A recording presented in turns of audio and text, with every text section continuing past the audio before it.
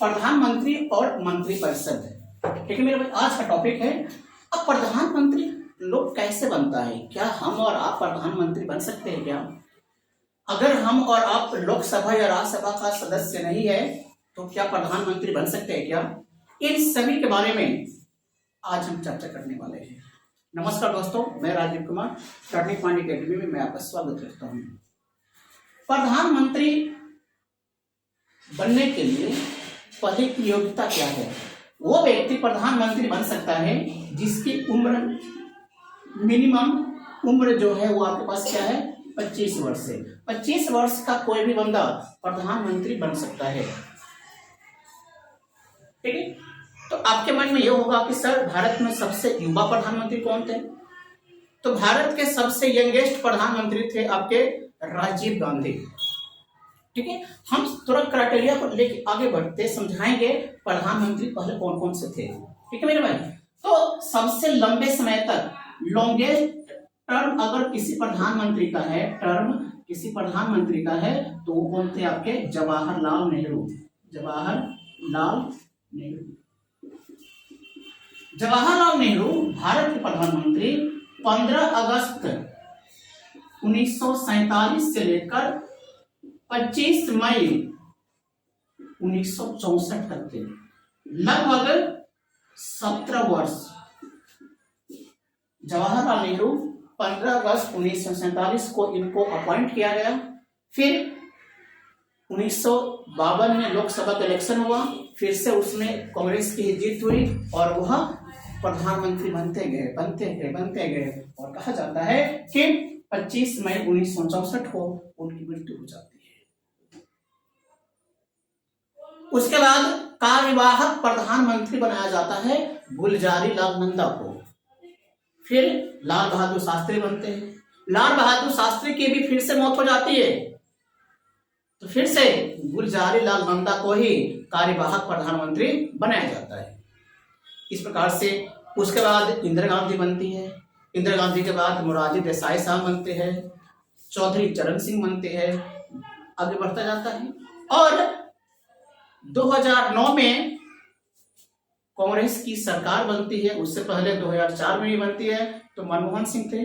2009 में भी मनमोहन सिंह बने और 2014 में जब लोकसभा का इलेक्शन हुआ तो बीजेपी की प्रचंड बहुमत मिला और बीजेपी की सरकार बनी और नरेंद्र दामोदर दास मोदी भारत के प्रधानमंत्री 2014 से 19 तक थे और 19 से 23 तक, और अभी लोकसभा का इलेक्शन चल रहा है तो उसमें देखते हैं कौन प्रधानमंत्री बनते हैं।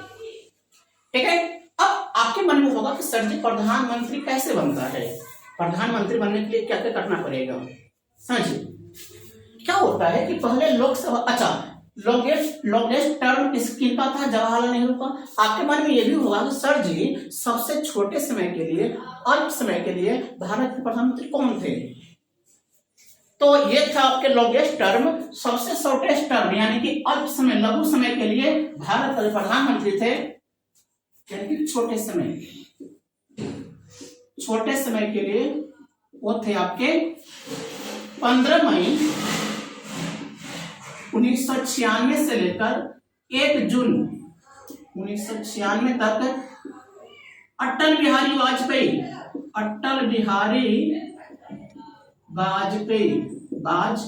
साहब ये क्या थे? भारत में सबसे छोटे समय के लिए प्रधानमंत्री थे। कहा जाता है जब ये बहुमत साबित करने गए ना भाई साहब, इनकी सरकार गिर गई और इन्होंने बोला था एक दिन ऐसा आएगा, कमल खिलेगा, देश में हर जगह बीजेपी की सरकार होगी। इनका भाषण आप लोगों ने भी सुना होगा। वो थे हमारे अटल बिहारी वाजपेयी। ठीक है, आपके मन में यह भी होगा कि क्या भारत में सबसे पहला गैर कांग्रेसी सरकार, पहला गैर कांग्रेसी प्रधानमंत्री कौन थे जो कांग्रेस के नहीं थे? तो वो थे आपके मोरारजी देसाई। जनता पार्टी की सरकार बनी और पहले गैर कांग्रेसी प्रधानमंत्री कौन बने? मोरारजी देसाई साहब। ठीक है, अब प्रधानमंत्री क्या होता है? लोकसभा का इलेक्शन होता है। प्रधानमंत्री कैसे बनता है समझेंगे। लोकसभा का क्या होता है मेरे पास? इलेक्शन होता है। लोकसभा क्या हुआ आपका? इलेक्शन हुआ। अब समझो, लोकसभा के कुल 543 सीट है। और बहुमत के लिए चाहिए 272। यह क्या है आपके बहुमत के? जिस भी पार्टी को 272 सीटें मिलता है तो उनकी सरकार बनने की तैयारी शुरू हो जाती है। क्या होता है कि जिस पार्टी के पास 272 से अधिक सीट आएगा तो उनका एक नेता का चुनाव होगा, नेता का चुनाव होगा।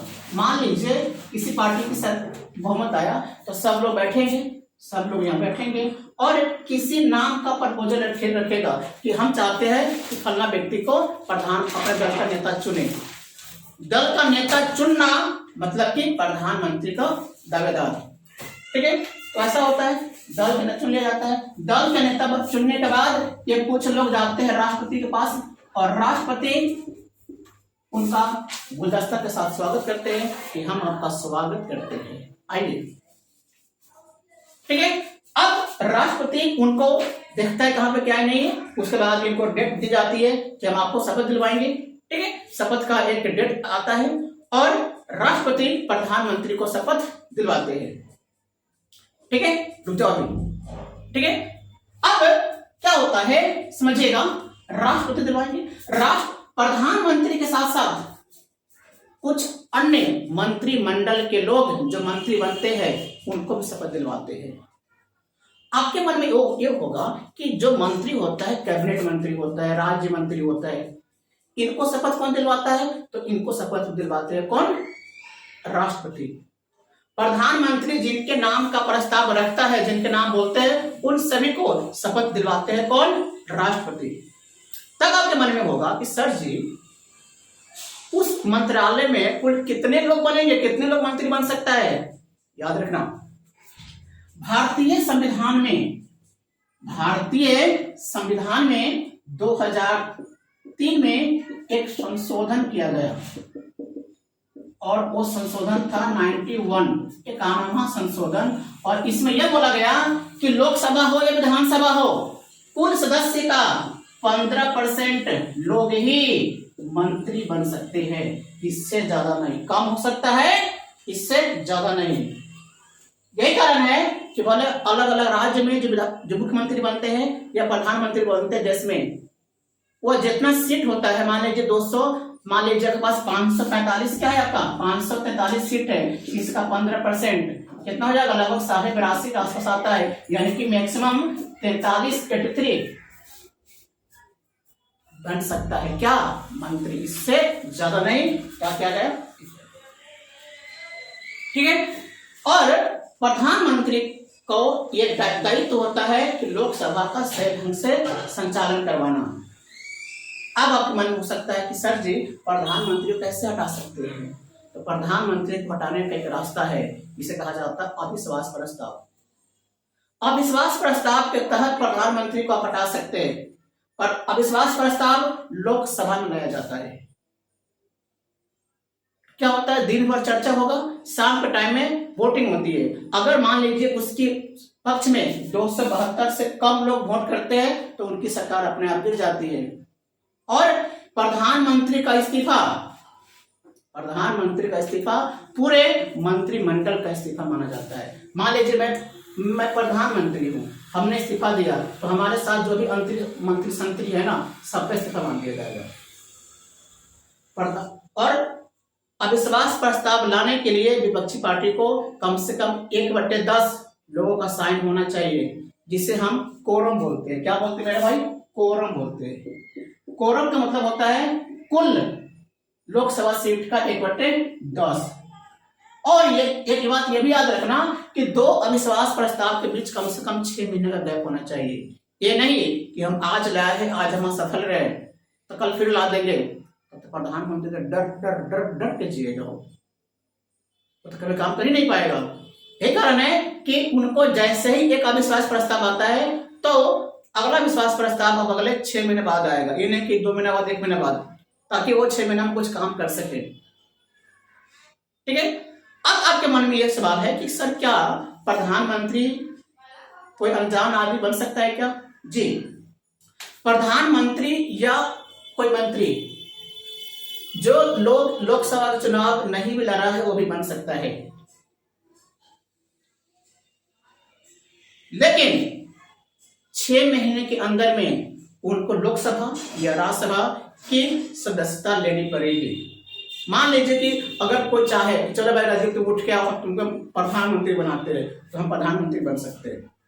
आप बोलोगे सर जी आप तो लोकसभा का चुनाव लड़बे नहीं किए, नहीं लड़े, फिर भी बन जाएंगे, लेकिन 6 महीने के अंदर अंदर में लोकसभा या राज्यसभा में से किसी एक का सदस्यता आपको लेनी पड़ेगी। ये नियम आप कर सकते हो। और कम से कम एज कितनी होनी चाहिए? 25 वर्ष। समझ में आया? तो आई होप, मुझे पूरा विश्वास है कि आपको ये वीडियो समझ में आया होगा। और अगर आपको मेरा वीडियो समझ में आया है तो उसे लाइक कीजिए, सब्सक्राइब कीजिए, शेयर कीजिए। Thank you.